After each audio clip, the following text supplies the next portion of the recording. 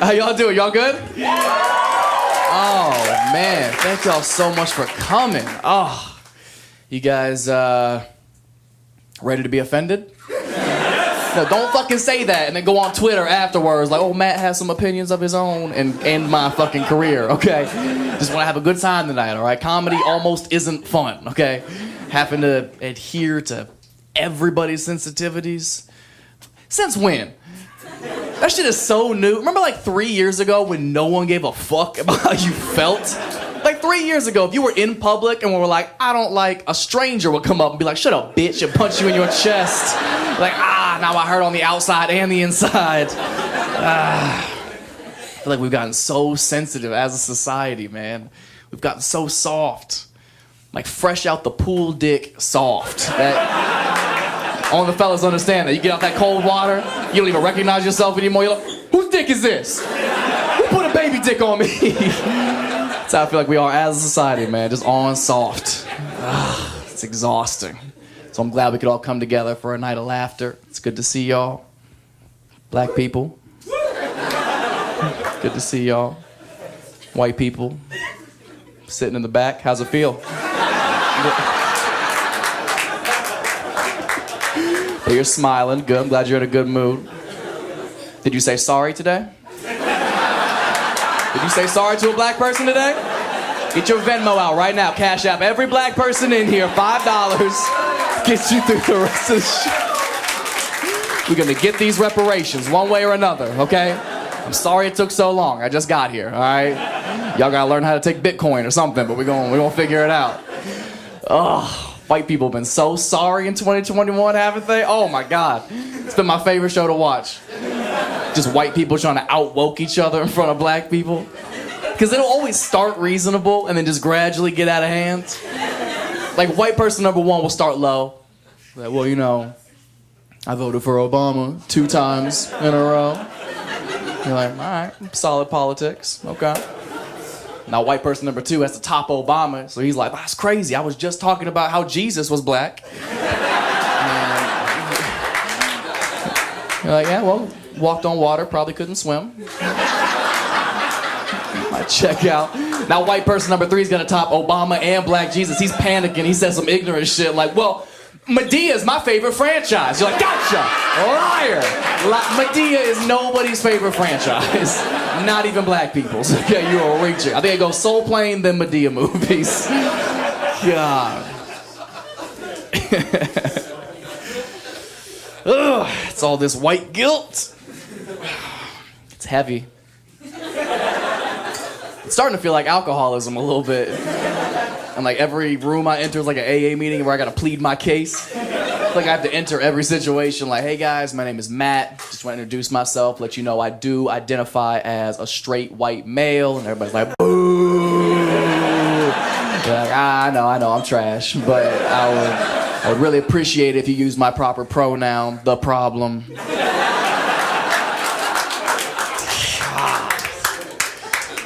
What an uncomfortable time to be a straight white male. It's a tough time for my people.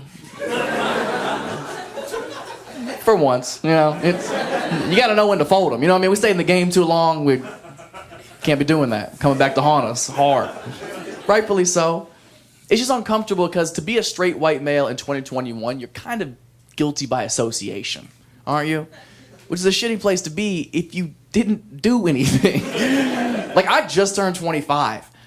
I just got here. You know what I mean? Like, I didn't do anything. I'm a new white. Like, give me a chance. Give me a chance to white my wrongs. You know what I mean? Like, just want to sing along to some songs. You know what I mean? Just give me a chance. It's not my fault. It's not like I made the conscious decision to be born a straight white male. I probably would have. Historically speaking, why not be on a winning team? You know what I mean? But I didn't get to choose. It wasn't my decision. Therefore, I can't apologize for it. That'd be weird.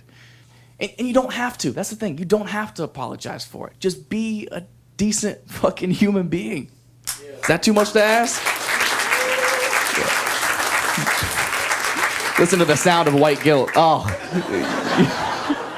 Music to my ears. Don't have to apologize for it. And I won't. I'll apologize for being born a straight white male when LeBron James apologizes for being 6'9". Didn't choose this life, just happened to be born that way, right? And they both have their own set of perks, don't they?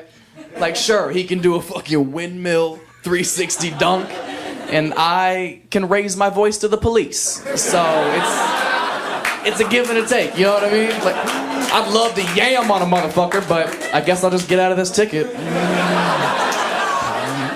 Gotta choose your superpower, man. Life ain't fair for everybody, okay? Make white people uncomfortable. Check.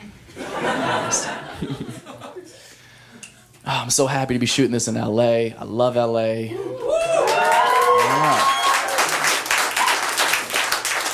I love it because I'm not from here, so I have perspective. I'm actually from Ohio. Yeah, that's right. That felt as welcoming as it should have. Man, if you've never been to Ohio, you don't got them. You absolutely don't. I don't care who died there. Send an email, okay? You do not have to go. It's so trash. Oh my God. I'm not even from like a fun part of Ohio. I didn't get like Cleveland or Cincinnati. Nothing fun. I'm from the middle of nowhere, like hour west of Columbus, surrounded by cornfields. Country, the sticks, we call it. Population like 1,500 people. Like the kind of small town where like the gas station's also the grocery store. You know what I mean? Fuck around, get some sandwiches and some diesel. You here? Why not save a trip? My hometown was so country, man. We used to have drive your tractor to school day. Swear to God. Do you guys remember School Spirit Week? Well, like every day of the week would have a theme to it, like pajama day or twin day. We would have one day in that week when like the rich kids would pull up and just fucking flex on us, John Deere style. And the women in my school would just get wet. Like, oh my Lord, he's got land. Because that's all people cared about where I was from, was fucking farming. Like, you didn't need 8 inches if you had 8 acres. Like, that was the biggest flex you could come with. You couldn't compete with a farmer. If he's plowing land, he could plow your bitch, straight up. Like, there's just nothing you could do. Nothing you could do. But it's the type of small town where, like, life just kind of dissipates. You know what I mean? Like, everyone lives the exact same life timeline. Like, you go to high school, you get pregnant, then you graduate, maybe, and then you get a job, get married, and so on and so forth. Then you die in this hometown. It's depressing. There's nothing to do. There's nothing to do for fun there. Everybody just drinks and does drugs, but not cool like we do it. You know? Theirs is because they're sad. It's so depressing, man. I didn't realize drugs were as big of a problem when I was living there. But apparently it's gotten worse. I found out about 3 or 4 weeks ago, this kid who I went to school with, he's like 2 grades older than me. We didn't know each other too well, but there's only like 300 people in a school, so we kind of know each other. Found out like 3 or 4 weeks ago, this kid OD'd from heroin in this town at his job. The same job he got when we were in high school. He lived and died there. And obviously the whole town got together and they mourned the loss of their dealer.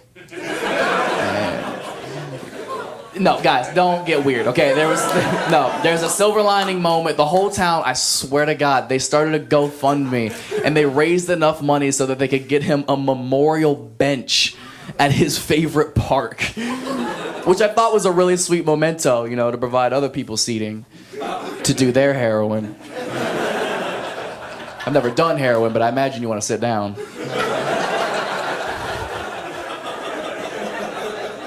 Okay, whatever. You guys don't know him. Okay, I'm just giving you a little perspective. I could have been a bench, okay? But I'm not.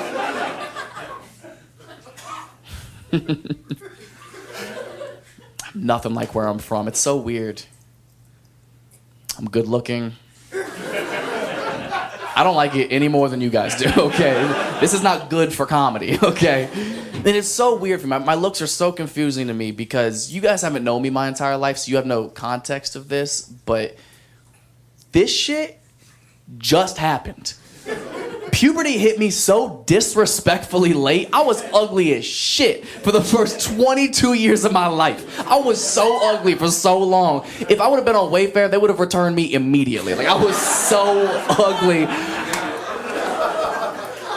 No, don't okay? I spent the first 22 years of my life building a personality for what? You think I need to be funny now? No, it's a fucking waste of my time, to be honest. It's gotten me nowhere. And it's so weird because when you spend so much of your life as one thing and then you're drastically changing to something else overnight, it fucks with you emotionally. Like, it's still so new to me that I don't quite grasp it. I don't see myself that way. Like, I know I look like every fuckboy ever, but I do identify as an ugly person. So I think that does technically make me trans. Trans handsome, transom. We wait till we get our bathrooms. It's gonna be all mirrors, bunch of pretty people doing cocaine. It's gonna be dope, and y'all can't come.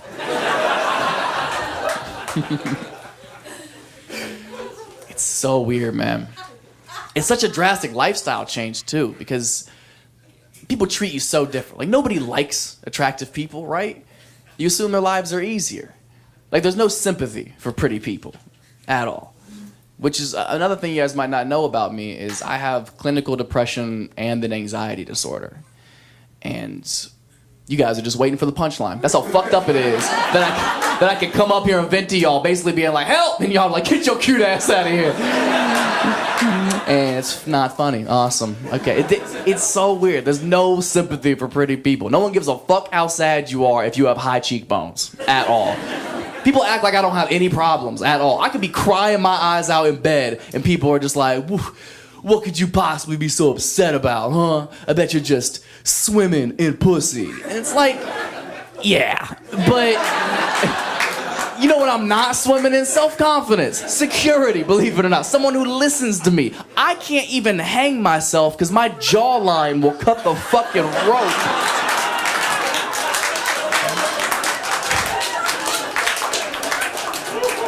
And I'm just on the ground, handsome. Even if I did die, it's gotta be an open casket. People are like, God damn, he looks good in a suit. That's really nice. Blue is his color. That is nice. There's no sympathy for pretty people. You guys are lucky. Count your blessings, uggos. Shit ain't sweet up here either, okay? Everybody's dealing with shit.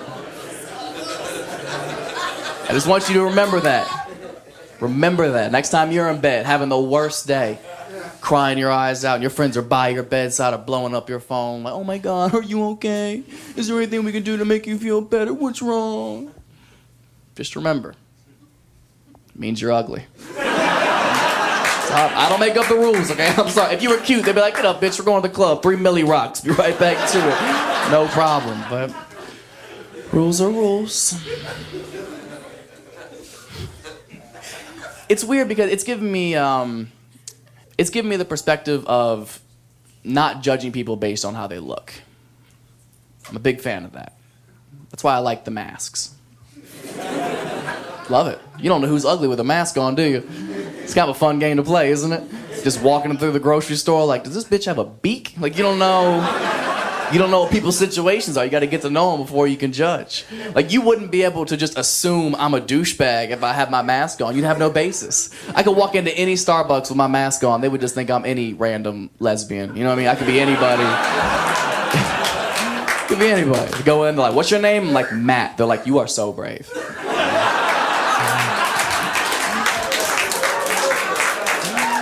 And the code to your bathroom is 4...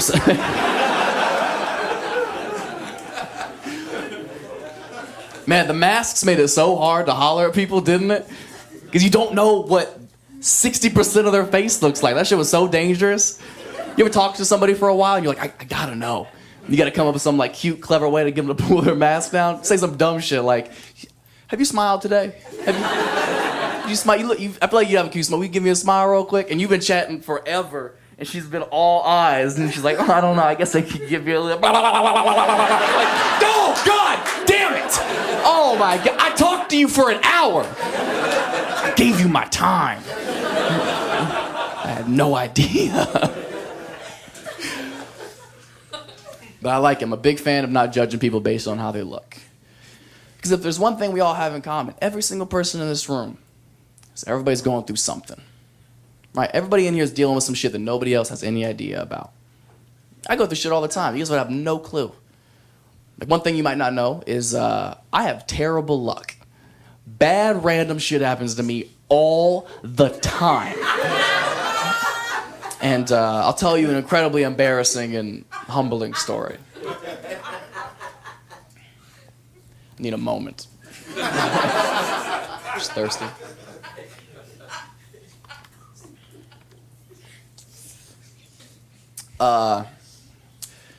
Last year, I had to have surgery on my nipples.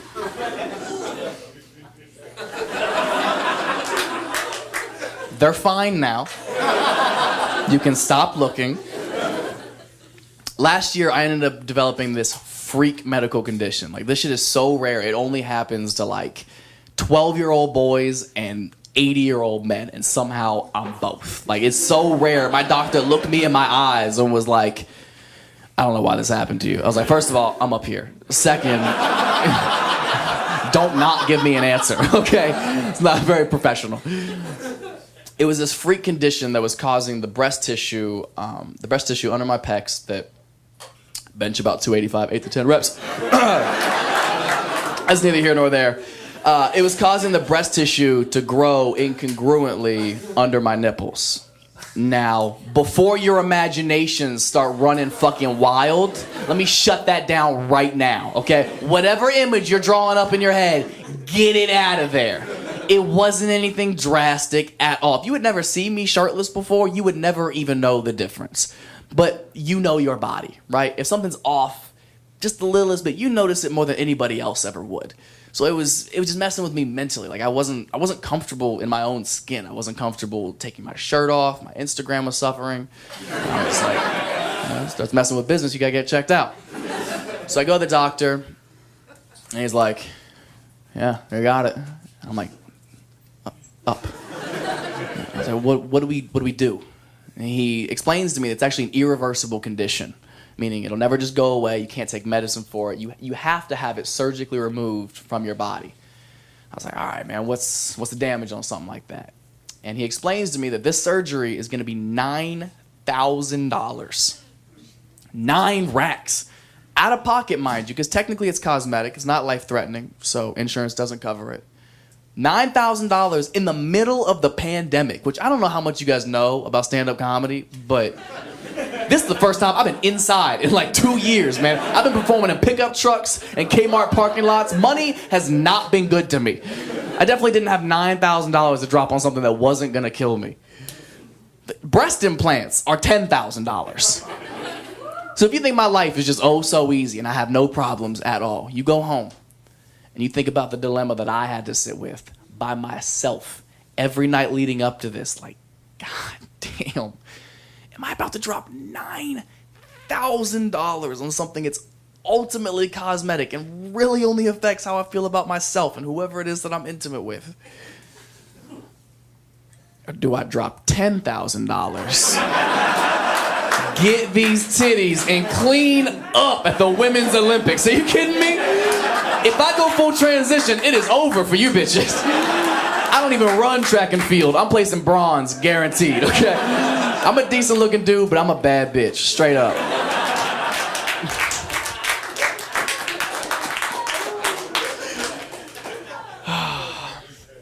Didn't need to tell you all that.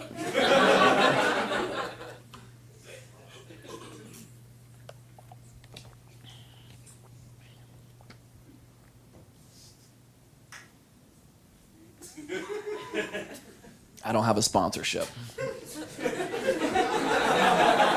Somebody gonna buy this, a White Claw gonna be like, yeah, 60 gram. And I'm gonna be like, it's all here, bro. I don't know. I got nothing. I'll let you suck one for 30 seconds. That's about all I got.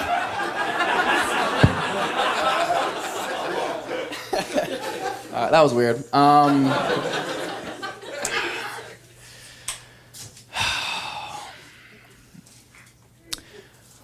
when I got this chin, I thought things would be different. I thought things would be easier. I thought dating would be easier. No. Maybe it's me. I'm very picky. I'm so hard to date. I have such a specific type. I predominantly only date older women, just personal preference.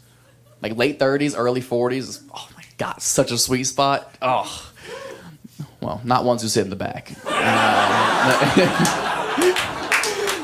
This bitch is wooing from her handicap spot in the parking lot.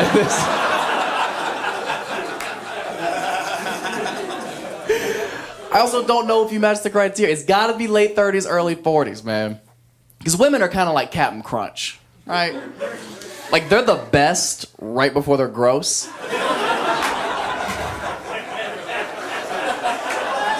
Fuck y'all, that's a solid cereal joke, okay?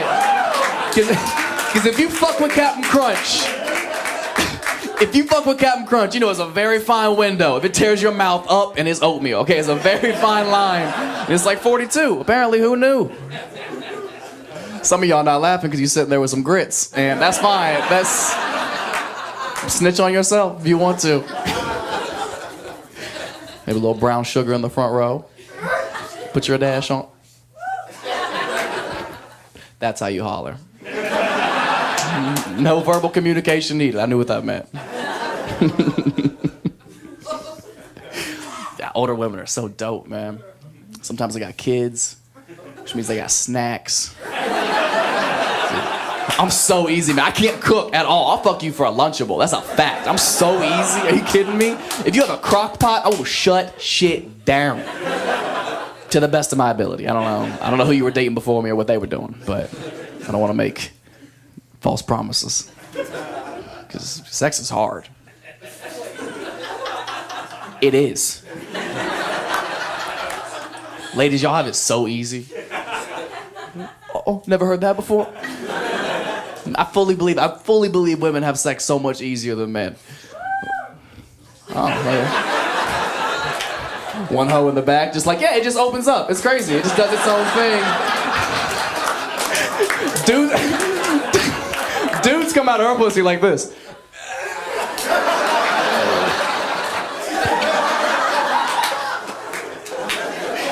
I think it's so true. It's so much less work.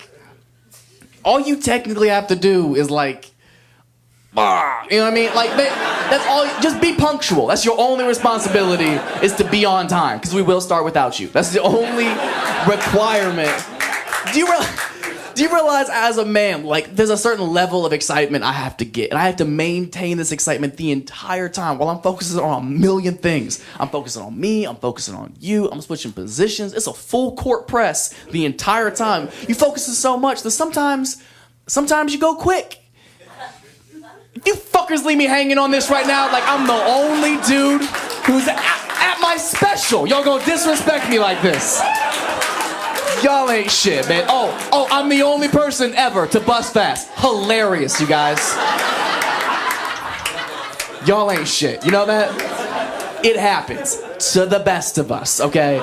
There's no need to be a big deal, be a big problem about it. Would you be mad if your food came out early at a restaurant? No, you'd be like, the chef is killing it. I got all this time for activities.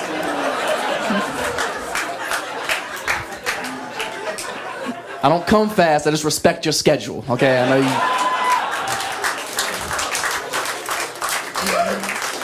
know you gotta take your kids to school in the morning, so. Sex is hard. The build-up is fun, though. Like sexting. Sexting is the most fun. Oh my God. Dudes love sexting. We're so good at it. Because we're just lying the whole time. Oh, it's so easy. We lie so much. We talk so much game of what we can't wait to do to y'all when we see it. We ain't doing none of that ever at all. We're like the J.K. Rowling of dick pics. Like, we just writing fairy tales and shit we are never gonna do to y'all ever. We set the bar too high. We say crazy stuff like, girl, when I see you, I'm gonna put you up against the wall. I'm gonna fuck you in the curtains. Like, you ain't fucking nobody in the curtains. You've been to my house. I got blinds. You want me to scratch my back up? Not very practical. I lied recently. That's how the game goes. I was sexting with this girl and like, I could see where she was going with it, but it was just rude of her to assume. Like, I was sexting with this girl and she was like, I'm only 103 pounds. You could throw me around. Like, I responded as a dude. I was like, that's right. But on the inside, I was like, that's more than you think it is. That's... Fellas, back me up on this. But 103? Get the fuck out. Oh, it's nothing? It's light work? Oh, pick me up then. How about fuck your lower back? How about that? I haven't done a deadlift since 10th grade. Now fucking you's gotta be leg day? Now I gotta fuck you with one of those weight trainer belts that Mexicans wear in the gym for no reason? Mexicans be in the gym doing all arms, got a whole back brace. Like, why you got jeans on?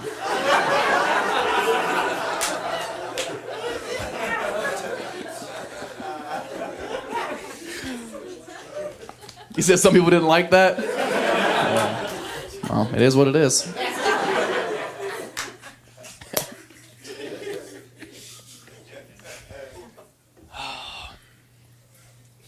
I know I talk a lot of shit, but I'm the problem.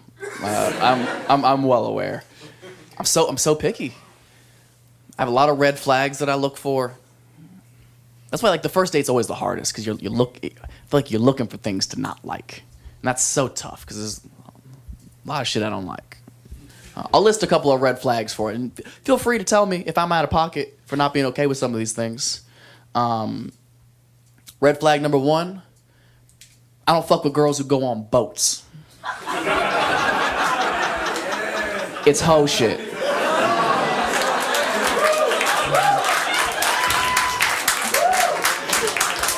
I feel like a lot of people in here have been cheated on.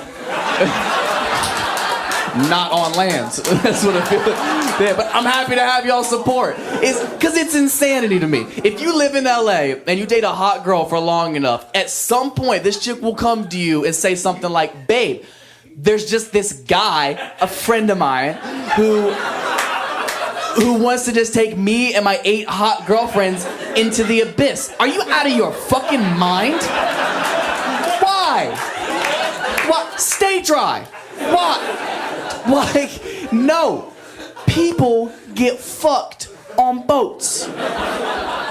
Boats were built for fucking.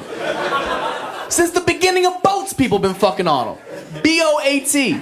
Bring out ass and titties. It's been in front of us the whole time. It's always been an acronym. My girl not getting on no boats. No kayaks. No canoes.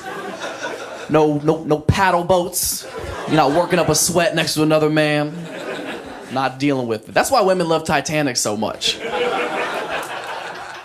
Because it's a beautiful story about a chick who cheats on her man with a scrub while her boyfriend is on the ship.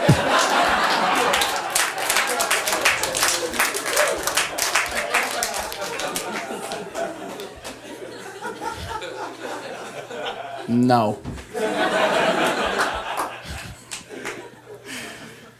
You say you like boats? Get out. Get out right now. You got big boat energy right now, and I'm not fucking with it. So that's the big one. Red flag number 2.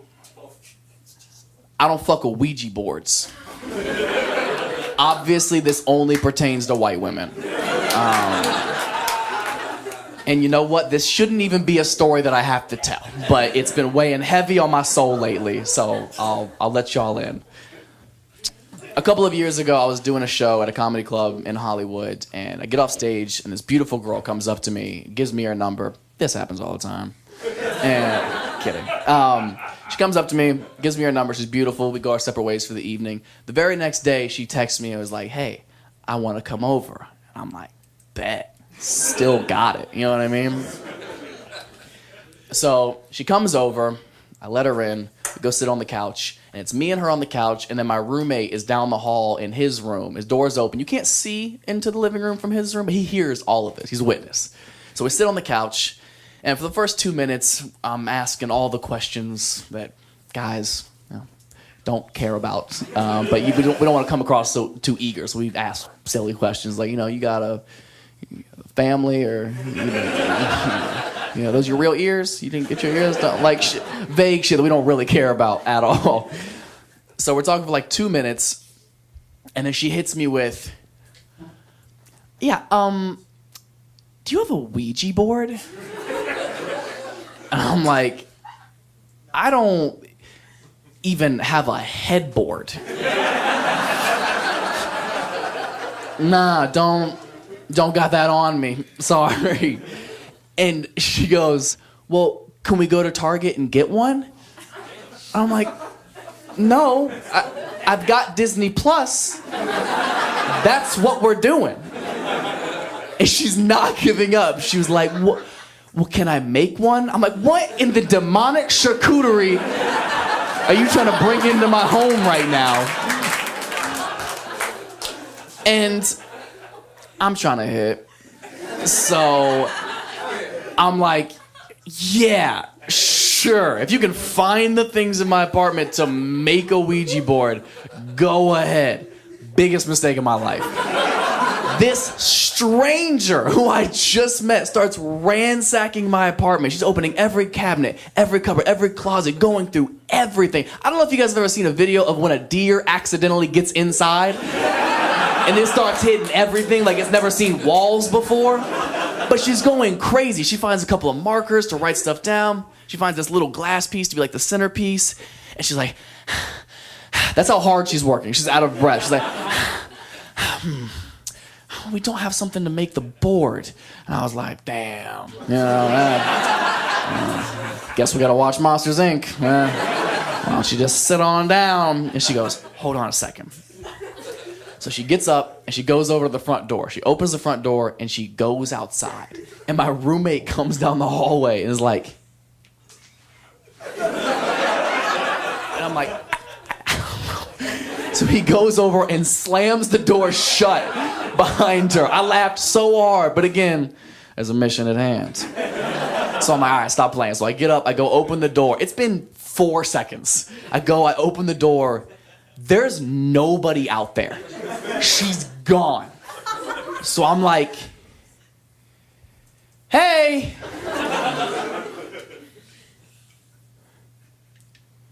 Ashley. I'm gonna shut the door. And once it's shut, it's gonna stay shut. You're gonna be stuck out here. I'm serious, Amanda. All right. So I go, I swing the door and turn around, and straight out of a scary movie, this chick's foot, bah, stops it right before it closes on the frame. I was like, Jesus Christ. And here comes this chick lugging in this giant piece of cardboard. I'm like, where did you get that? She goes, it was just out there. Bitch, no it wasn't. No, it was not just out there. So she brings it in, she sets it on the coffee table, and we both sit on the couch, and I don't know where it came from. I lift it up. It's from the TV box I threw in the dumpster 4 days prior. This chick brought garbage back into my home to summon the devil. So you know the sex is gonna be dope.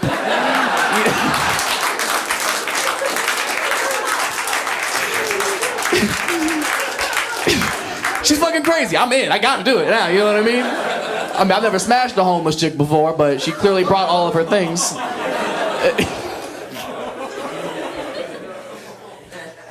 She's like, all right, you ready to make one? And I'm like, I guess, yeah.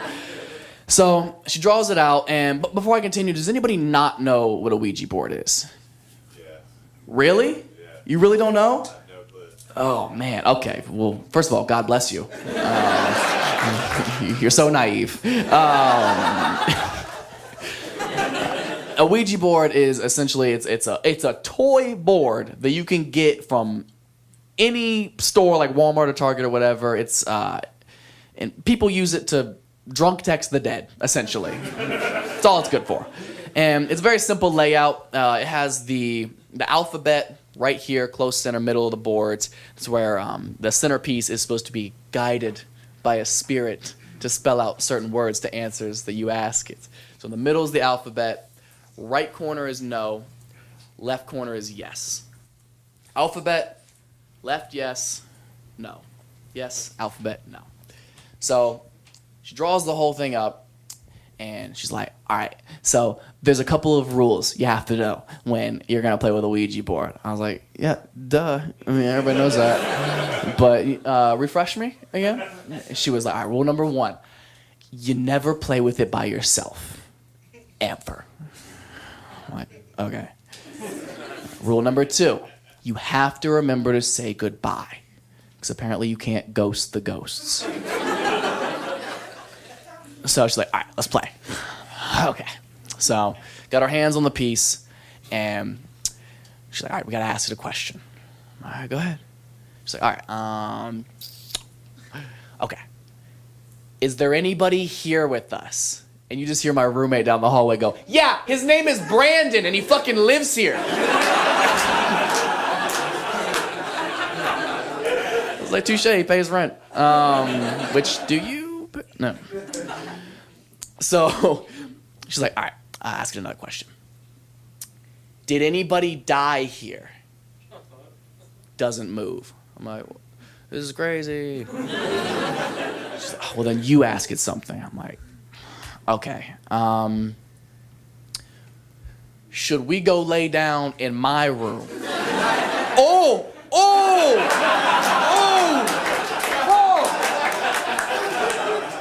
We don't want to piss off the dead, do we?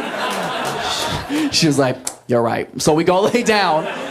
This chick brings the cardboard in the room with her. She sets it at the foot of the bed like it's a golden retriever. Now we're under the covers. We're doing more makeshift conversation. You know, I'm like, you got dreams or, what's your favorite picture, or just vague shit I don't care about. And about like 4 or 5 minutes after this, she just knocks out. Like, not a subtle, like, I'm starting to feel a little bit tired. Like, just straight, yeah. And then like, she is slumped. And now it's her asleep, me under the covers, and I'm staring down just terrified of this Samsung TV box. And all I could think is, this bitch didn't say goodbye.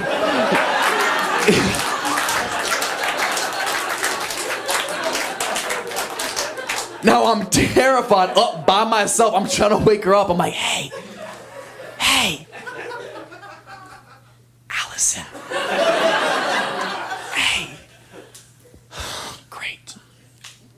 She's asleep. Now I gotta play with it by myself. So I start jerking off, and she wakes up straight out of an exorcism. And was like, what are you doing? And I was like, oh, God. And I swear to God, a spirit left my body and hit her right in the face. It was the craziest thing I've ever seen.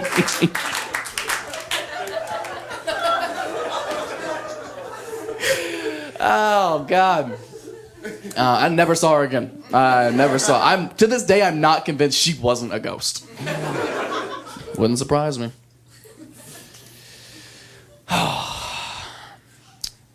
That's why I can't mess with young people. I really can't. She was 25, 26, just put off of it. It makes me feel so much older dealing with somebody like that. I do feel older. I date older women. All my friends are older. I fucking hate kids so much. Kids fucking suck, man. Oh my God. They're so garbage. I don't like young people at all, man. We just don't click. I'm not on none of the apps that they're on. What's the one app that literally every kid is on it? No. Amber Alert? Every kid is on Amber Alert, aren't they? It's like, man, ain't nobody looking for you. How many followers you got? Enough for a search party, I hope. See, this is hilarious to me because I can feel the hypocrisy radiating off y'all right now. Like I'm the asshole. That's adorable. Okay. When's the last time you got an Amber Alert on your phone and your first reaction wasn't, oh shit, how do I turn this off? How do I... none of y'all, like, we gotta find these kids. Not one person. Y'all haven't found a kid since milk was in a carton. Okay, judge me. It's a terrible app. It's the worst app. It's vague. Like, be on the lookout for a 2015 Silver Prius. Like, is he in my Uber? Is this a ride share? Did I hit pool? The alarm's the worst part, by far. They haven't changed the alarm in like 30 years. It's still the same. I get so mad when that shit goes off on my phone. I could be standing next to the kidnapper and be like, hey, is it in the settings? Like, go to general, notification. I closed out of the Wayfair app. Do you guys remember that? You guys remember when Wayfair was selling other stuff?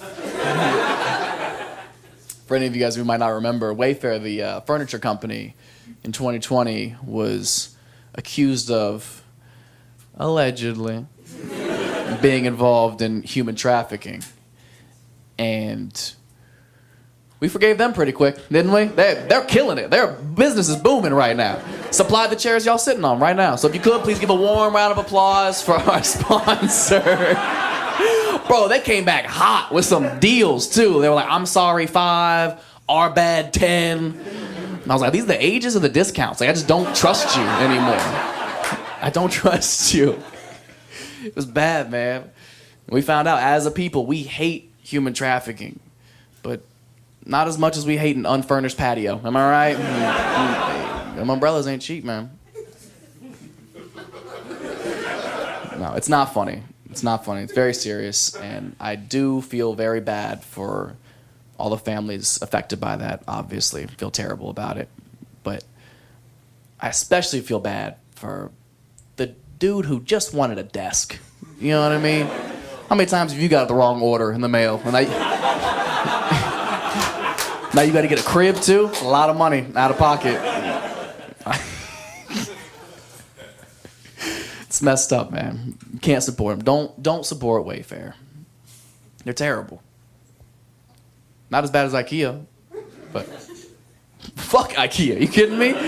They're way worse. IKEA needs to come with a kid just to help put that shit together. Somebody got to hold these sides, bro. God damn. Can I go home now? I don't know, man. That's a lot of leftover pieces. You sure you didn't skip any steps? There's always so many leftover pieces after an IKEA project, isn't there? You look at a final IKEA piece like, I guess that's it. And you find out you messed up on step 8 of 49. You're like, I guess we just don't have a bottom shelf. It is what it is. We'll put tall stuff there. Guys, relax. Still me. Remember the dude who's been telling jokes for 45 minutes? Still just a joke. This is why comedy is the most frustrating job in the world. It's because this is the only job in the world that I would have to reiterate to y'all what I'm doing, that I'm just kidding. I don't mean this shit that comes out of my mouth. Rappers don't have to do that. Rappers are literally like, I fucked your bitch and killed your family. And y'all are just like, ah! They don't gotta be like, I'm just rapping, y'all. I wouldn't do nothing like that. I'm David, you know me. I wouldn't do nothing like that. So hypocritical, man. That's the one thing comedians do have over rappers, is freedom of speech.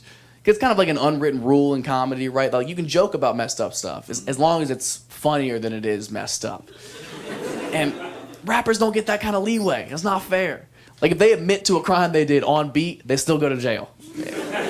I don't think that's fair. Respect the artistry. Give them a chance, okay? I think if you can make a doper song than the charges you're trying to beat, you get to go home. I think that's fair. I think that's fair. All spectrums of crime, too.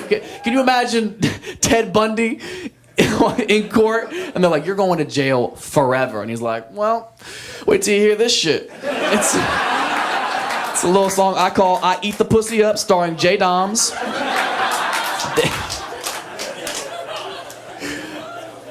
Because he's a cannibal.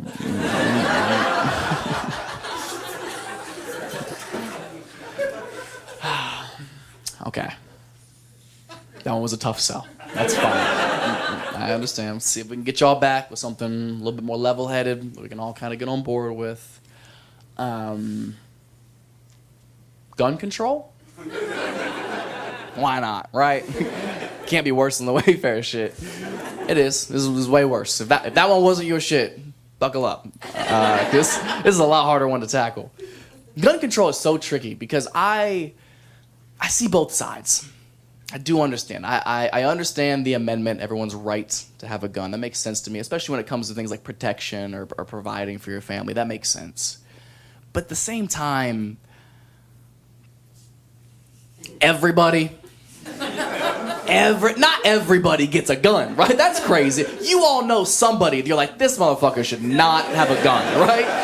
It's so easy to be irresponsible with a gun. When's the last time you held a gun and didn't do this shit? People freak out every time. Like, no, don't. Like, I wouldn't, but would I? It's a timeless bit. That shit has been funny for centuries. I think it's so easy to be irresponsible with a gun that I think a simple interim solution would be, it just needs to be a little bit harder to get the gun. That's all I suggest. I think there's so many tiers to responsibility you should have to surpass before you can have a gun. That's all I suggest. And I'm not even proposing anything difficult. Simple shit. Like, if you haven't had sex yet, straight up, no gun. Okay, that is way too much power for you. How are you gonna pull a trigger before you've had to pull out? Like, that takes discipline, and I need to see you in a moment of crisis, okay? Can you handle the power? Do you realize if something as simple as that was implemented, if something as simple as having sex was a requirement for getting a registered firearm, what kind of impact that would have on the entire problem? School shootings would drop off almost completely. Have you ever seen pictures of these kids who shoot up schools? They are so fucking ugly. You kind of get it a little bit. Like, they weren't fucking. There has never been a handsome school shooter that they were like, he was gonna be prom king. Like, never once. Never. No one has time to write a manifesto and get pussy. That's science, okay? It's too much detail. Look, I'm well aware that school shootings is a very hard thing to try to make funny. But we're gonna try. And I feel like I owe the explanation as to, like, why would I joke about something that's fucked up?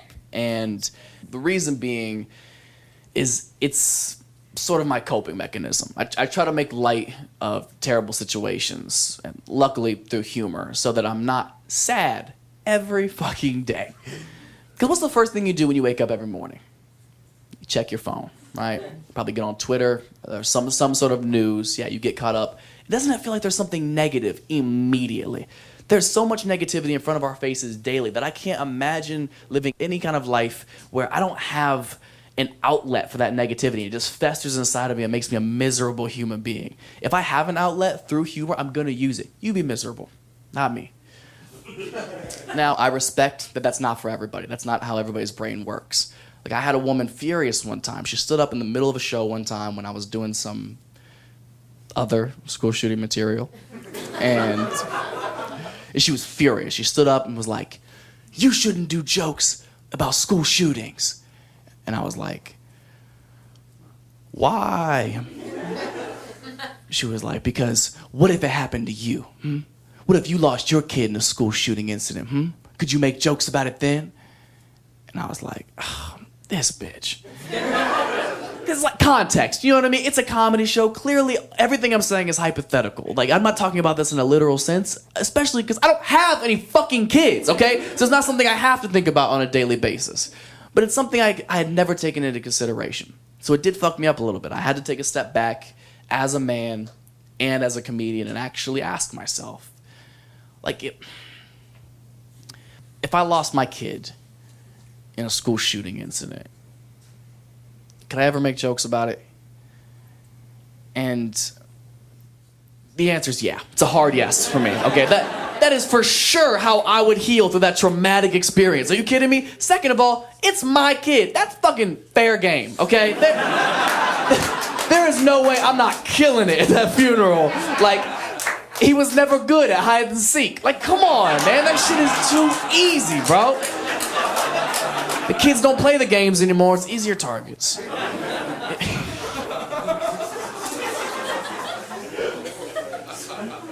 Hashtag bring back hide and seek.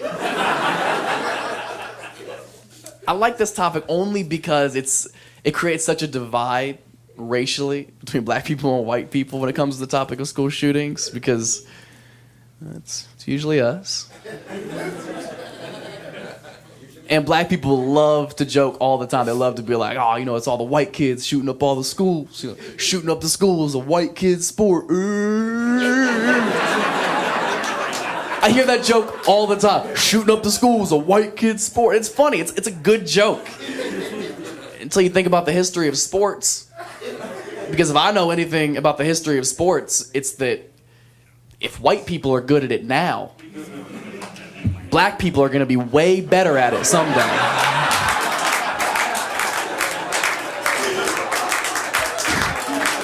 Somebody got to be Wilt. Somebody got to come in and change the game. Some of you aren't laughing because it's fucked up, and some of you are because you're like, he's right. They're going to be faster. They're going to be stronger.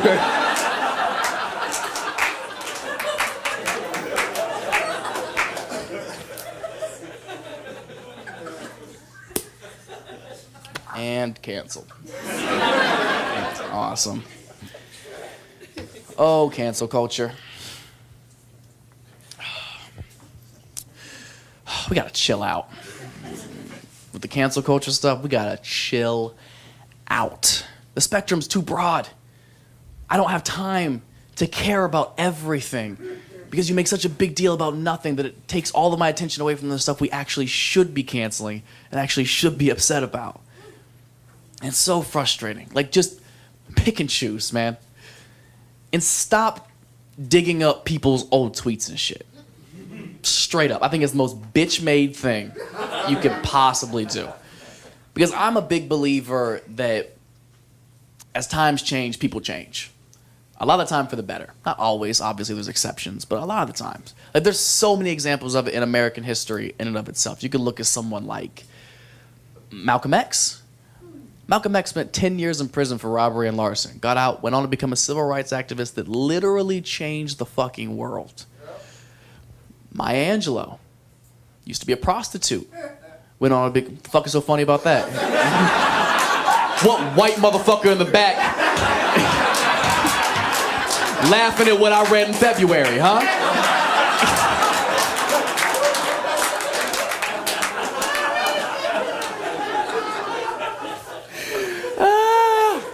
He laughed like he hit. Like, you know what I mean? God damn.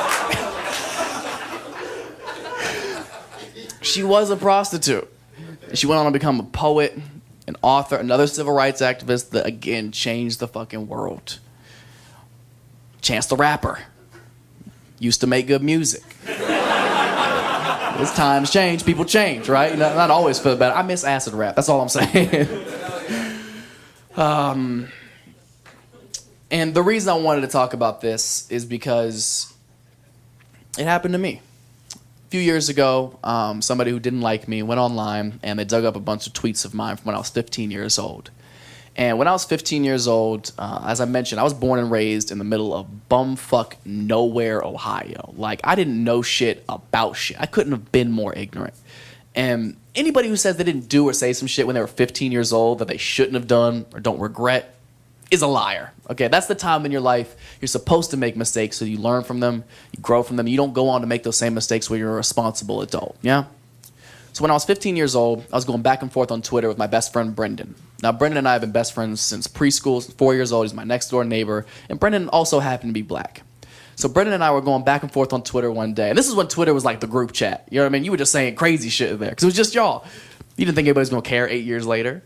So we were going back and forth on Twitter, just roasting each other, right? He would say something, I would say something. He would say something, I would say something. And then he said some shit that really had me fucked up.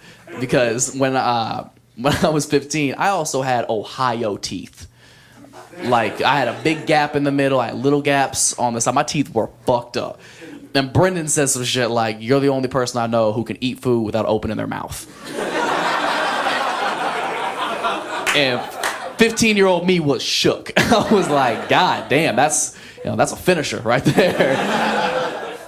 So the roast battle was clearly over, so I conceded, and I had responded back with a very famous Chief Keef lyric at the time from the song Don't Like. So the conversation went, "You're the only person I know who can eat food without opening their mouth." And I responded, "Fuck, that's that shit I don't like." Now, if you're familiar with the song, you would know I had tweeted the N-word in the song lyrics to my friend. And this was incredibly wrong. This was ignorant, naive, and stupid. I wish I had never done it. And when this resurfaced, people lost their fucking mind. I'm sorry. White people lost their fucking mind. They couldn't believe it. They thought I had just gotten away with being racist for 8 years. They were like, "What? You can't say that. You're not black. You're not in the car by yourself." Like, they thought I had just found a loophole in racism and squeaked through the cracks.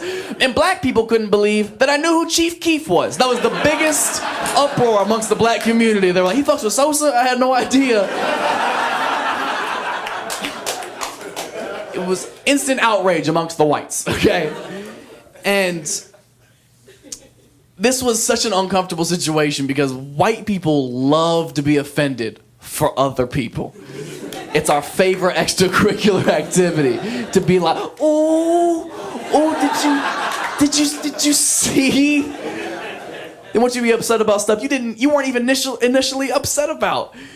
White people are like PC gladiators. Just, "Are you not outraged?" I wasn't. Now I am. And again, this is a very tough position to be put in because white people have ruined every excuse in the book to get out of being called racist. They've ruined all of them. And fortunately, but unfortunately, I fit a massive cliche. If you or anybody watching were to take the slightest glimpse into my life, you wouldn't have to look far at all. You would see that all of my friends are black. All of them. There's one. There's others, I swear. All of them are black. I have one white friend, and he's Russian. His name is Vladislav. And I don't know how much y'all know about Russians, but they're the black people of white people, okay? They're so dope. So, to my naivety, I'm trying to state my case to these strangers online who don't know who I am or know anything about me, because from my perspective, I'm like, no, like, what are you talking about? I'm not racist. If you look at the people who I hold closest in my life, the people who mean more to me than my actual blood family, the people I love most and would probably fucking die for, you would see that they're black. Like, what I did was obviously stupid and wrong, but I didn't mean anything malicious by it. I would never in my fucking life mean anybody any hate or harm based on the color of their skin. That's outrageous to me. And the most frustrating thing about the entire experience and arguing with these people online was that there's still people who don't believe me. There's people right now, I'm sure, watching being like, this is just another white dude trying to get out of another sticky situation. And I understand that. But at the same time, I also don't have to convince you of a single fucking thing. I know who I am. I know I'm not racist. I know how many times I've jacked off to Queen Latifah's beauty shop. Y'all seen it? Oh, y'all sleeping, man. That shit's a classic. They so goddamn fine in that movie. Oh. Whew. So, this is when the conversation got really interesting because the problem shifted subjects. The issue started with a stupid mistake I made when I was 15 years old, and it shifted to white people now being uncomfortable with my comfortability with black people. Like, they were very uncomfortable with it. They were saying outrageous shit. They would be like, oh, I bet you hang out with so many black people so that you can justify saying racist shit like that. For real? That's how you think racism and discrimination works? All right, bet. So if I hate gay people, I'm out here sucking so much dick just so I can be like, ugh, these homos are disgusting. Am I right? I'm not. Oh my God. That's not how racism and discrimination works. I wouldn't put myself in that situation. But they kept going. It got more and more ignorant. They're like, oh, well, why do you hang out with so many black people then, huh? What do you want to be black? Fucking a little bit. It's so much cooler some of the time, okay? Every white person wishes they were black a little bit. Any white person who says they don't is a fucking liar or a cop, okay? Do not believe that for even a second, okay? But the silver lining of all of this is it made me do so much reflecting. Like, things that I had never had to put any thought into because they were such first nature to me, I actually thought about. Like, I had never thought about why all of my friends are black. I had never thought about why I'm so comfortable with black people or why I appreciate black people so much. So I did a lot of self-reflecting on it, and the conclusion I came to is that nobody goes through more shit and still enjoys life to the fullest more than black people. Nobody. It's so impressive to me. And it's such a beautiful way to live your life because everybody's going to go through shit, but not everybody can bounce back and still enjoy shit to the fullest. And I think it's an absolutely incredible way to live. This is going to seem so dramatic, but I need you guys to take it into consideration. Do you have any idea what it takes to have this country literally built on your fucking back? To this day, still have to fight to be treated like a decent human being and still have time to write a better version of the Happy Birthday song? Have y'all heard it? That shit's incredible. They got a Drake verse on there. It's incredible. Step your shit up, white people. You had such a head start. Absolutely amazing. At its simplest form, it just comes down to common interest and common opinion. The people who you have in common interest and opinion, those are the people you surround yourself with. Those are your real friends. Those are your real family. The world should not be split into like, oh, white people do this, black people do this. If you're trying to do something another culture does, you're trying to do something that you're not. Like that divides us. That does not bring us together. And it doesn't even need to be so cut and dry. It goes through all aspects of life. Comedy is like that. I'm supposed to come up here, say some relatable shit that y'all have probably kind of already thought about. We make it funny. Now we have that bond together, right? But there's still that judgment until we have that bond. Like every time I walk on stage, every dude watching is like, absolutely not. I ain't got nothing in common with this dude. He got bangs. Like, I'm not gonna think he's funny. But as soon as I come up here and say some relatable shit that we can agree on, like, who in here like big titties? All those dudes are like, well, let's give him a chance. See what these titties are talking about. Because we're not that fucking different, man. Stop dividing people just because you're uneducated or inexperienced, okay? That's why you're uncomfortable. That's why you come across as so fucking corny, and that's why you're not invited to the cookout.